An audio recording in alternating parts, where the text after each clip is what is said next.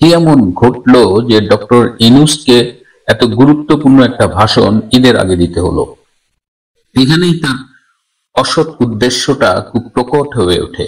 যখন মানুষ খুব ব্যস্ত, মানুষ ছুটির মধ্যে আছে, ঠিক তখনই তিনি ঘোষণা করলেন জাতীয় নির্বাচনের মতো একটি তারিখ ঘোষণা করলেন। তারিখ সেটি স্পেসিফিক না হলেও বললেন যে আগামী বছরের এপ্রিলের প্রথম ভাগে তিনি নির্বাচন অনুষ্ঠান করবেন, যেখানে প্রায় 52টা রাজনৈতিক দল, যার মধ্যে 26টা নিবন্ধিত রাজনৈতিক দল, তারা ডিসেম্বর 2025-এর মধ্যে নির্বাচন দিতে হবে।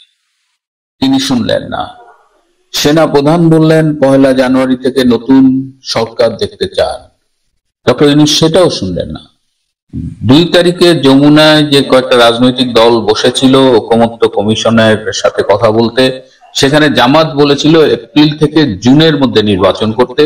তিনি সেই জামাতের সাথে সুর মিলিয়ে বললেন যে এপ্রিলের প্রথমার্ধে নির্বাচন। আপনাদের একটা তিলে চমকানো তথ্য দিই। আপনারা কি জানেন ডক্টর ইউনূসের এই ভাষণটা কে লিখে দিয়েছে? এই ভাষণটা লিখেছে জামাতের রোকন পর্যায়ের 3 জন লোক, 3 জন নেতা এই ভাষণটা লিখে দিয়েছে। সাধারণত যারা ডক্টর ইউনূসের ভাষণ লেখেন এবং তার প্রেস উইং, তাদের এখানে কোনো ইনভলভমেন্ট ছিল না। So it is purely written by 3 Jamaat leaders. এবং আপনারা যদি খেয়াল করে দেখেন যে এখানে জামাতের কথাবার্তায় মনে হচ্ছে যে ডক্টর ইউনূস একজন জামাতের নেতা হিসেবে কথা বলছেন, এবং অত্যন্ত সাবলীল ভঙ্গিতে তিনি একের পর এক মিথ্যে কথা বলে গেছেন। নির্বাচন নিয়ে তিনি এই সময়টা কেন বেছে নিলেন এবং তিনি জামাতের সাজেশনটাই মানলেন? এপ্রিল মাসে তিনি নির্বাচন দেবেন। কি নির্বাচন দেবেন? তিনি কিন্তু একবারও বলেননি তিনি জাতীয় সংসদ নির্বাচন দেবেন। বিএনপি কি করবে এখন? বিএনপি তাৎক্ষণিকভাবে স্থায়ী কমিটির একটা মিটিং করে তীব্র প্রতিক্রিয়া জানিয়েছে। তারা এই ভাষণের শব্দ চয়ন নিয়ে আপত্তি তুলেছে। কিন্তু বিএনপি আসলে কি করবে? কদিন আগে একজন আন্তর্জাতিক রাজনৈতিক বিশ্লেষক, খুব নামকরা একজন ভারতীয়র সাথে কথা হচ্ছিল, তিনি বললেন যে BNP has missed a train. BNP train miss করেছে, সো আগামী দিনে বিএনপির আর কিছুই করার থাকবে না। এবং সেই লক্ষণগুলো প্রকট হয়ে উঠছে যে বিএনপি 2 তারিখের মিটিং এ সালাউদ্দিন আহমেদ সাহেব ছিলেন এবং তিনি বলেছিলেন তিনি ডক্টর ইউনূসের সাথে 5 মিনিট একান্তে কথা বলতে চান। তাকে বলা হলো যা বলার এখানে প্রকাশ্যে বলেন, কোনো 5 মিনিট আলাদা মিটিং হবে না। বিএনপি ডক্টর ইউনূসের অ্যাপয়েন্টমেন্ট পান না। এনসিপি তার বেডরুমে যায়, জামাত বিএনপির জন্য অ্যাপয়েন্টমেন্ট ঠিক করে দেয়। তো এই অবস্থায় BNP has nothing to do. এর মধ্যে ডক্টর ইউনূস লন্ডনে যাবেন, সে বিষয়টা নিয়ে আমি অন্য একটা পর্বে দেখি। তো এই অবস্থায় নির্বাচন নিয়ে একটা সংকট ঘনীভূত হচ্ছে, কিন্তু সেই সংকট উত্তরণে বিএনপি কি করবে সেটি হয়তো দেশবাসী তাকিয়ে আছে। কিন্তু আমার ধারণা, আমার অ্যানালিসিস বলে যে বিএনপির আসলেই ট্রেন মিস করেছে। বল আর বিএনপির কোর্টে নেই, কারণ বিএনপি শুরুর থেকে যে দেউলিয়া রাজনীতির প্রমাণ রেখেছে।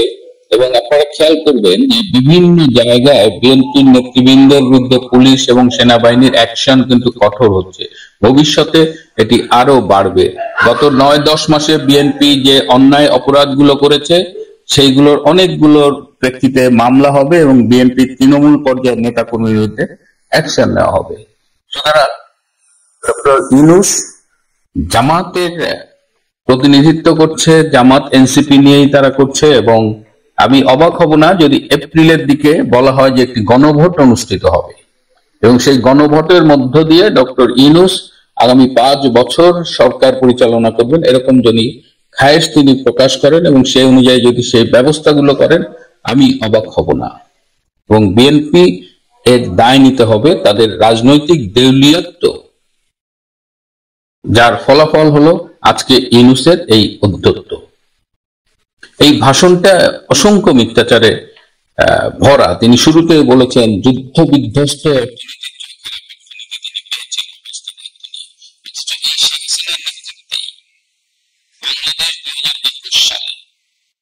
Developing countries, low income countries থেকে মিডল ইনকাম কান্ট্রিজে উত্তীর্ণ হয়েছে।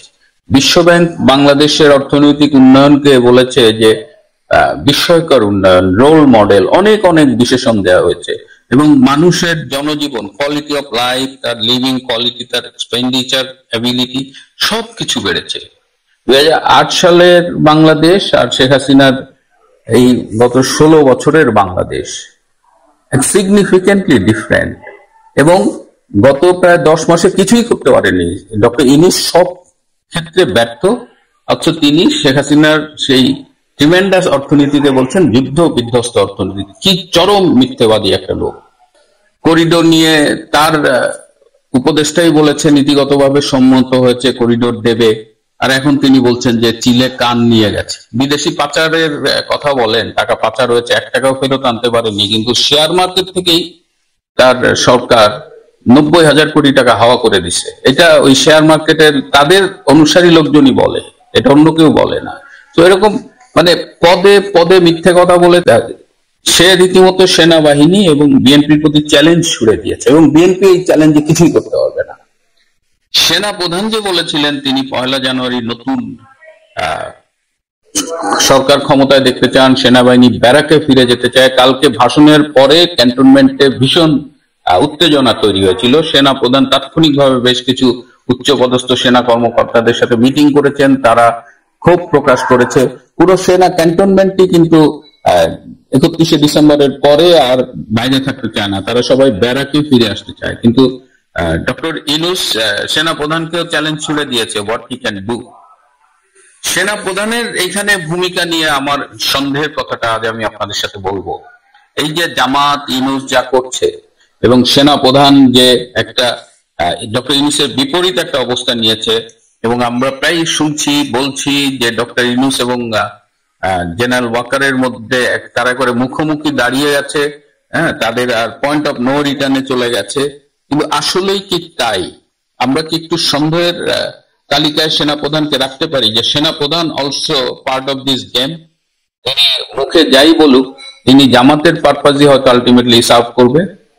যদি তিনি আসলেই ডিসেম্বরের মধ্যে নির্বাচন চান এবং ডক্টর ইউনূসের এই ষড়যন্ত্র না চান, তাহলে তাকে সেটা কাজে প্রমাণ করতে হবে। শুধু কথায় তিনি অনেক সময় অনেক কথা বলেছেন, নিজের কথা নিজেই রাখতে পারেনি। সুতরাং নির্বাচন ডিসেম্বরের মধ্যে না হলে তিনি কি করবেন সেটা নিয়ে আমরা তাকে সন্দেহের কাঠগড়ায় রাখতে চাই, কারণ তিনি বরাবরই খুব সন্দেহজনক ভূমিকা রাখছেন। তিনি যতই ডিসেম্বরের মধ্যে ইলেকশন চাই বলুক, এখন তিনি কি করবেন এটা দেশবাসী জানতে চায়, নাকি তিনি তলে তলে জামাতের সাথেই থাকবেন। জামাত যদি তার পরিকল্পনা বাস্তবায়ন করতে পারে তাহলে নিশ্চিত থাকেন যে শুধু জেনারেল ওয়াকার না, 3 বাহিনীর প্রধানকেই বরখাস্ত করা হবে। সুতরাং এই ভাষণের রিয়াকশনে সেনাবাহিনী বা অন্যান্য বাহিনীরা কি করে সেটি দেখার জন্য আমরা অপেক্ষা করব। তবে রাজনীতি কিন্তু হঠাৎ করে খুব সংকটে পড়ে গেছে, খুব জটিল হয়ে গেছে। বিএনপি কিভাবে এই অবস্থা মোকাবেলা করবে, এই অবস্থায় সে আদৌ রাজনীতিতে নেতৃত্ব দিতে পারবে কিনা, নাকি সে -2 হয়ে ইউনূসের প্যাচে পড়ে সরে যাবে, এটি আমাদের দেখতে হবে। তবে ইউনূসের এই ভাষণ এটি খুবই ষড়যন্ত্রের একটা ভাষণ, খুবই নিম্নমানের একটা ভাষণ, অসত্য তথ্যে পরিপূর্ণ ভাষণ এবং জামাতেরই লিখে দেওয়া একটা ভাষণ যেটি তিনি পাঠ করেছেন। এই ভাষণটি শুধু প্রত্যাখ্যান করলে, ঘৃণা ভরে প্রত্যাখ্যান করলে হবে না, বরং ডক্টর ইউনূসের এই যে দেশ বিরোধী ষড়যন্ত্র, এই যে জামাতকে নিয়ে পাকিস্তানপন্থী হবার একটা খায়েশ, এবং এই যে বন্দর নিয়ে দেখেন তিনি বলছেন বন্দর দেওয়া কিন্তু তার ম্যান্ডেটের মধ্যে না। তারাই যে বলেন বিচার সংস্কার নির্বাচন, তাহলে তো বন্দর নিয়ে এই অধ্যত্ত তাদের দেখানোর কথা না। সুতরাং অথচ বন্দর কিন্তু অলরেডি গিভেন। সুতরাং এগুলো ঠেকাতে হবে। আমাদের বামেরা এই বন্দর টন্দরের বিরুদ্ধে কিছু হাস্যকর কর্মসূচি দিছে, কিন্তু বামেদের কোনো ক্ষমতা নাই, তারা গাড়ে ওটা লাফাইতে পারে বানরের মতো। জুলাই আগস্টে যারা যেটা করেছিল ওইটাই তারা পারে আর কি। তাদের উপরে কোনো আশা নাই। বিএনপি এখন সিদ্ধান্ত নিক তারা কি মাইনাসের খপ্পরে পড়ে রাজনীতিতে মাইনাস হয়ে যাবে কিনা, নাকি এই যে তৃণমূল পর্যায়ে মাস্তানি, রংবাজি, চাঁদাবাজি, সন্ত্রাসী, নির্যাতন এসব করে যে দিন কাটাচ্ছে এভাবেই কাটাবে। কিন্তু এটাও খুব বেশি দিন কন্টিনিউ করতে দেওয়া হবে না।